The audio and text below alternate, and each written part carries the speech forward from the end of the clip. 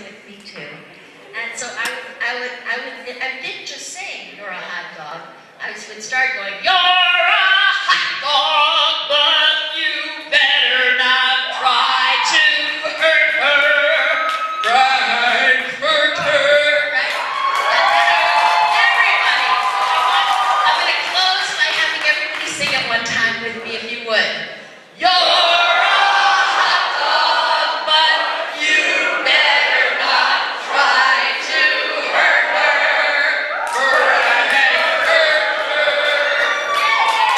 Thank you very much. Great to be here with you. Now, I'm not going to really leave. Thanks for the hand, but I'm not going to leave until I can answer a few questions, because I was told that you guys might want to ask me something. So, if you have any. So if you have any questions, please come up here. Just come up here real quick. Come stand up here and ask questions. Get up here, get up here. Okay, we can hear you. Let's go. Get a question. No, come up here. Please, real quick. Roll the tape. Okay, let's share. What's your question?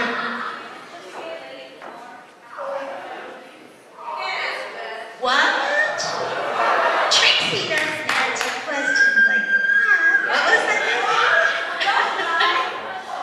Yes. Yes, then click your hand. Okay, here we go. What inspired you to be on Broadway? What was your first Broadway production? Okay. I was inspired to be on Broadway the first time I saw a Broadway show, which was when I was 10 years old. It was a birthday present. I got to see Robert Preston in The Music Man.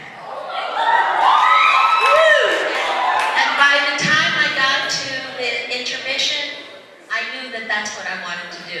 But I didn't want to be married to a librarian, and I didn't even want to be, I wanted to be Robert Preston, actually. But I kept looking at these kids all over the stage dancing around thinking, why am I not one of those kids? What am I wasting my time for? When am I going to get up there? So I started working very young, and my first Broadway musical, I was very lucky. I was 17 years old, and I understudied Liza Minnelli in the first Cantor and Ebb musical, which was called Flora the Red Menace. And I was up for the part for 6 months, and then I got to play the role of Lulu and understudied Liza Minnelli. But I just loved musical theater. I still do, and that's what hooked me in. That was my first show. How about you? I have a question from Ms. Laryngitis asked, so I'm going to repeat it. And her question is, do you prefer Trixie or Magenta? Oh, that's really hard to say. I loved, well, you know, Magenta I got to be all night long. I only got to be Trixie at the very beginning and the very end of the show. Trixie, it was different people liked Trixie than liked Magenta a lot of the time. I found that we had a producer named Lou Adler, and he liked blonde girls. He liked kind of blonde, statuesque type. So if I wanted anything from Lou, I'd go over and say, Lou, Trixie would like a better dressing room, or something like that. Actually, we were all in the same dressing room. We all used the same shower, and we were in it a lot, because we had a lot of glitter on us to get off before we hit the world. But, but Magenta was mysterious and fun, and I remember thinking, who is this? Because she didn't have very many lines. And I went up to the director and said, when do I make entrances and exits? It's not in the script. And he said, well, you're pretty much on all the time. And I said, what am I doing? He said, you'll work that out. And so I realized, well, this show is about exploring taboos, so I'll do everything I'm not supposed to do. And that was fun. So I got to do everything you're not supposed to do the rest of the night and kind of just be an airhead when I was Trixie. So it's really a toss-up. I liked singing science fiction, but doing the Time Warp was really fun. And the extraterrestrial, I don't know. I can't say that I have a choice. They were both great roles. But I think really, people remember me more for Trixie. So that's cool. They think more of Pat, I think, for Magenta. But I think Trixie's kind of mine, so that's really nice. We have one over here.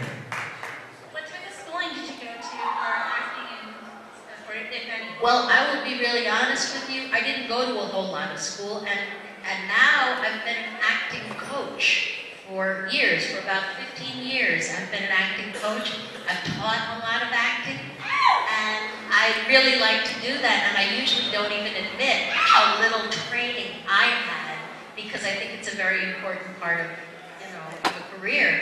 But I really, when I was young, once I saw that show that I was telling you about, I just did every production of everything I could do.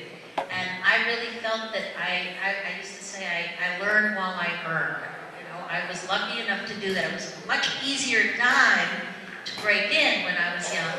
But I really learned more. I had vocal teachers and dance teachers, and I studied different kinds of acting, but I would say my training was more on-the-job training, because, like people who work in Hollywood, a lot of the people I work with today who are actors, it's like you show up at the set, and it's like, you're on, there's no rehearsal, there's no preparation, it's a whole other thing. You have to kind of instant act.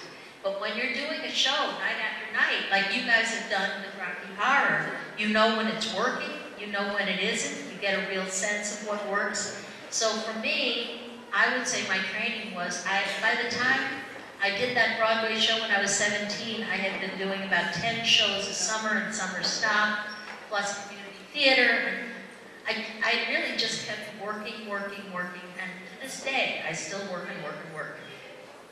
So that's really my training, but I really do believe in training, and I think training is mostly stage. The more of stage performances you can do, and rehearsals, and all of that. Do you study acting? Where? Great. Well, just do as many plays as you can. I think that's the best thing you can do. Okay, we got one more question, and I'm gonna ask it. Yes. Okay. Oh, I didn't see anybody. Okay, come on. Oh, you're just always standing there. How would I know we had a question? This is Paco. He's one of our guys. Paco. After doing such a great play, what was your opinion on seeing the movie on the big screen? First time. Well, it was just a little tough. I mean, I will always love to see Tim. I'd love to hear Tim read the phone book. I mean, Tim is.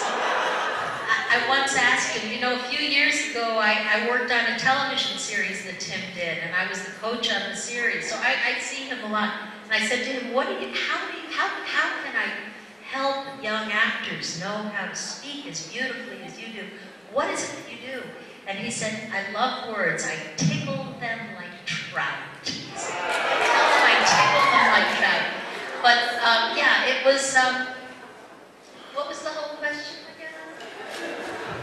After doing such a wonderful play of Rocky Horror, when the movie came out on the big screen, so, what did you think of it? Well, it was a little tough just because I saw Magenta honestly kind of disappear a lot. As I say, as Magenta, I was on from the beginning till the end, and I felt like there wasn't as much of the roles. There was no Trixie at all. So from my perspective, a lot of what I had worked on was almost not in the movie so much. But, and I guess maybe I was a little bit jealous too, because, I'm not sorry I wasn't in the movie, but it still wasn't me, it was somebody else, and so that was a little tough, but I thought it was an incredible performance by everybody who was in it, and little did I know at that point, because, I did Grease on Broadway, and I did Rocky Horror Show in between that time and when I did Grease the movie. So little did I know when I didn't get into the movie of Rocky Horror Show, they told me it was because of union rules, that they could only hire Americans for the American-speaking roles and British actors for the English roles. And I guess since I was from the planet of transsexual and the galaxy of Transylvania, it didn't fit in. I couldn't be an American, but little did I know then that I was going to be in a movie that would be such a successful musical. So it was a little bit, that's pretty cool. I guess it's okay that I'm not in it. It was a little bit like that. So anyway, I guess that's the best I can tell you. Question. This is kind of a silly question. Yes. Are we ready to do what we came here to do?